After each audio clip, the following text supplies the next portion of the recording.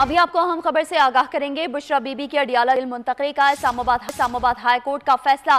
बुशरा बीबी को 190 million pound reference की समाअत के बाद अडियाला जेल में ही रोक दिया गया। बुशरा बीबी आज से अडियाला जेल में ही कैद रहेंगी। मजीद तफसीलात जानेंगे अली शेर से। जी अली, बताइए।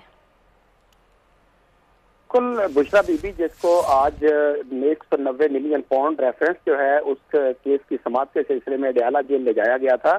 जेल हुकाम ने इस बात की तस्दीक की है कि चूंकि इस्लामाबाद हाई कोर्ट का फैसला आ चुका है, आज सुबह को जो फैसला आया था उसमें कहा गया था कि बुशरा बीबी जो है वो अडियाला जेल में रहना चाहती हैं। वो सब जेल बनी जाला जो उनकी रिहाइशगाह को सब जेल करार दिया गया था, वहाँ पे नहीं रहना चाहती। तो जब ये केस की समाअत हुई है तो समाअत की तकमील के बाद बुशरा बीबी को अडियाला जेल में ही रोक लिया गया है और आज से वो अडियाला जेल की कैदी होंगी और वो वहाँ पे रहेंगी। आज उनको बनीगाला नहीं लाया जाएगा।